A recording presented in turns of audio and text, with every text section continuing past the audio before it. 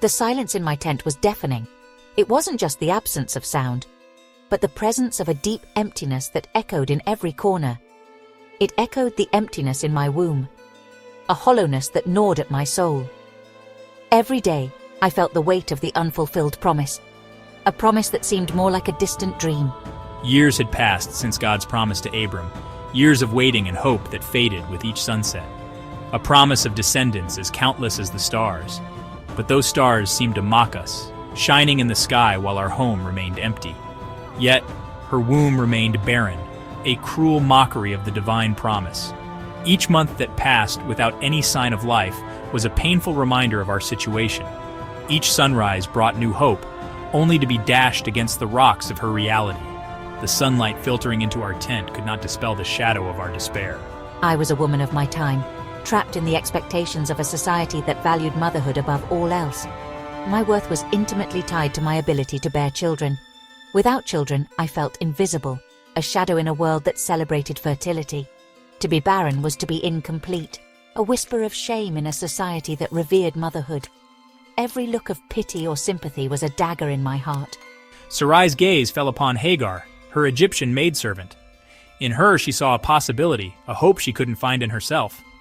Hagar, young and vibrant, possessed the fertility that Sarai longed for. Her youth and vitality were a painful contrast to Sarai's despair. A desperate plan began to form in her mind, a solution born of social norms and her own painful despair. It was a decision that would change their lives forever. She offered Hagar to Abram, a common practice in their world, but one that twisted Sarai's heart. It was a sacrifice she made for the sake of the promise. It was a sacrifice I felt compelled to make, a decision that tore me apart inside, believing that through Hagar, I could finally fulfill God's promise. I thought this act would bring the peace and joy I so longed for. Sarai watched as Abram took Hagar as his wife, an act that sealed her fate and the fate of everyone involved. A knot of bitterness tightened in her chest.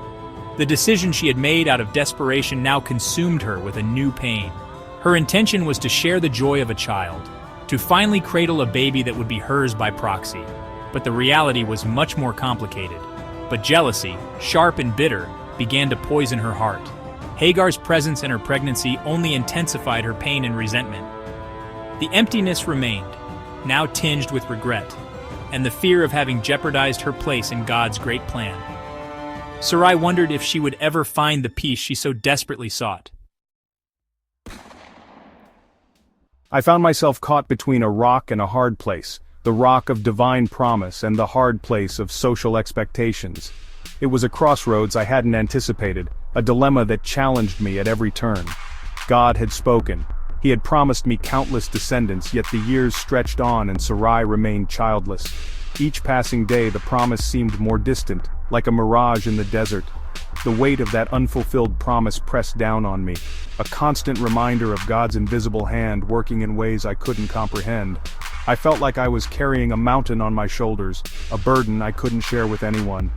Sarai's proposal, though culturally acceptable, filled him with unease. It was a solution that seemed practical, but also carried a shadow of doubt. It felt like a deviation from the divine plan, a shortcut that could lead them further away from the path God had laid out for them. Every decision seemed to carry eternal weight, a repercussion he couldn't foresee. Yet, he saw the depth of her longing, the pain etched on her face, and he couldn't bear to deny her this hope. It was a shared pain, a wound they both carried in silence. I prayed for guidance, seeking divine confirmation in the silence of my heart. Every prayer was a cry for clarity, a plea for a sign. Was this the path God intended, or was it a misstep driven by human impatience? Uncertainty consumed me. Every step felt like walking on quicksand. No clear answer came, only the echoes of the promise. The silence was deafening, an absence of direction that only increased the confusion, and the weight of his wife's unspoken plea. Her gaze was a constant reminder of the urgency of their situation. In the end he relented, allowing Sarai's plan to unfold, trusting that God, in his infinite wisdom, would work even through their imperfect human decisions. It was an act of faith, a surrender to the unknown, hoping that somehow everything would fit into the grand divine design. Once a servant in Sarai's tent, my world turned upside down. I never imagined my life would take such a drastic turn, going from a simple maidservant to a central figure in the lives of Abram and Sarai. Elevated to the status of a wife, I carried within me the hopes and dreams of a couple desperate for an heir. Every day I felt the pressure to meet their expectations, a burden I had never asked for. I became the vessel of their ambition, a responsibility that weighed on me more than I could bear. To me was entrusted the weight of a promise that wasn't mine. Every movement, every thought was tinged with the awareness of my new and precarious position. At first, she moved with a new sense of purpose, feeling that her life finally had meaning beyond servitude. Her heart swelled with the knowledge that she carried Abram's child in her womb. It was a feeling of pride and responsibility she had never experienced before. It was an honor, a burden, and a source of both pride and fear. Every day was a mix of conflicting emotions. After all, she was still a servant at heart. Keenly aware of the fragility of her elevated position, she knew that at any moment everything could crumble. Acutely aware of the fragility of her elevated position, she lived with the constant fear of losing everything. As my belly grew, so did the tension within the camp. Every day the stares and whispers became more intense. Sarai, consumed by jealousy and regret, found it impossible to bear the sight of my blossoming motherhood. Her pain was palpable, and her resentment evident. What was intended as a solution had become a source of deep pain, a constant reminder of her own perceived inadequacy. Every day the tension between us grew. A constant reminder of her own perceived inadequacy, Sarai sank into sadness and introspection. Hagar, once treated with kindness, now found herself subjected to Sarai's bitterness.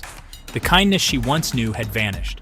Now she found herself subjected to Sarai's bitterness, her position a cruel parody of the motherhood she had never sought. Every day was a struggle to maintain her dignity, her position, a cruel parody of the motherhood she had never sought. In her heart, Hagar knew her life would never be the same again. The weight of Sarai's resentment became unbearable, crushing my spirit. I fled, seeking refuge in the vast expanse of the desert, the scorching sun a welcome alternative to the coldness in Sarai's eyes. Alone, pregnant, and adrift in a sea of sand, I felt the full weight of my isolation, the precariousness of my situation. It was there, at her lowest point, that she encountered a messenger from God, an angel who appeared by a spring in the desert. Imagine her surprise, her fear giving way to amazement as she was addressed by a divine being. He saw her plight, acknowledged her suffering, and offered her words of comfort and guidance. Angel of the Lord, as angel of the Lord. Hagar, servant of Sarai, where have you come from, and where are you going? The angel asked, his voice a balm to her wounded spirit. He listened as she poured out her heart, sharing her fears and the mistreatment she had endured. And in the stillness of the desert, he delivered a message of hope, a promise for her and the child she carried in her womb.